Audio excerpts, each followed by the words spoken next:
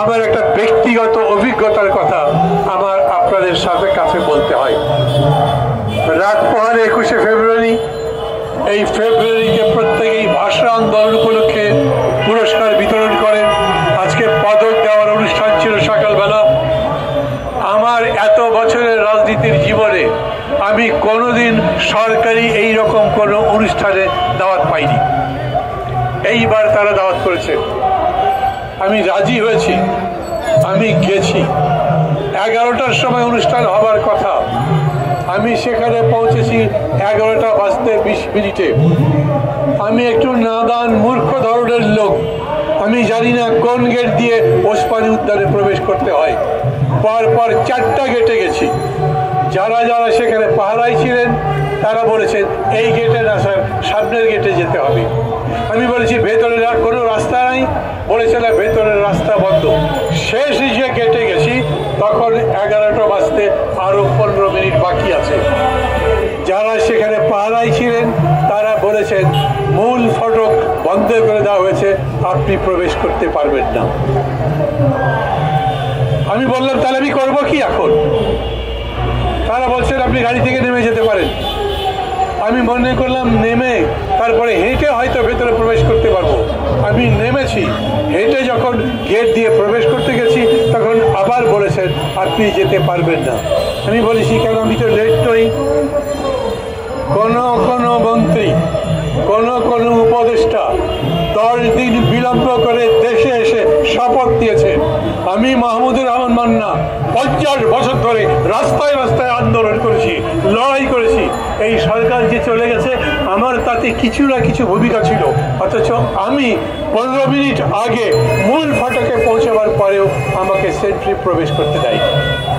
তখনও প্রধান উপদেষ্টা আসেননি। আমি অভিযোগ করছি, আমি সবাইকে জানতে বলছি। আর আমাদের পজিশন এরকম হয়ে গেছে এখন ডক্টর মোহাম্মদ ইউনূসের সিকিউরিটি এত ইম্পর্টেন্ট যে 15 মিনিট আগে সদর দরজা বন্ধ করে দিতে হবে। কেন? আমি সত্যি আমার জীবনে এত বড় অপমানিত কখনো বোধ করিনি।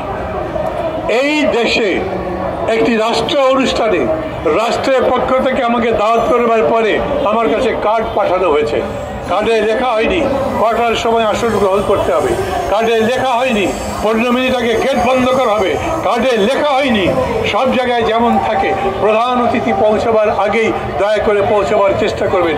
আমি তো প্রধান অতিথি যাওয়ার আগে পৌঁছেছি, তারপরে আমি কার কাছে বলবো? ওইটা নিজের কাছে এত ছোট মনে হয়েছে যে এই কথা আমি যদি বলতে যাই অনেক উপদেষ্টা আছেন, উপদেষ্টারা কিছু মনে না করলেই খুশি হব, যারা হয়তো 7 মাস আগে 8 মাস আগে আমার সাথে দেখা করবার জন্য বসে থেকেছেন।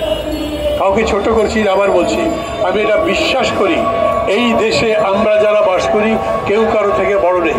আপনার নিজের প্রজন্মের সাথে খোঁজ করেন, আপনার আগের যিনি প্রজন্মের মানুষ, আপনার ভাতিজা, আপনার ভাগিনা, অথবা এরকম কেউ হয়তো হাল চাষ করেন, এরকম হয়তো গ্রামে একটা ছোট মুদির দোকান করেন।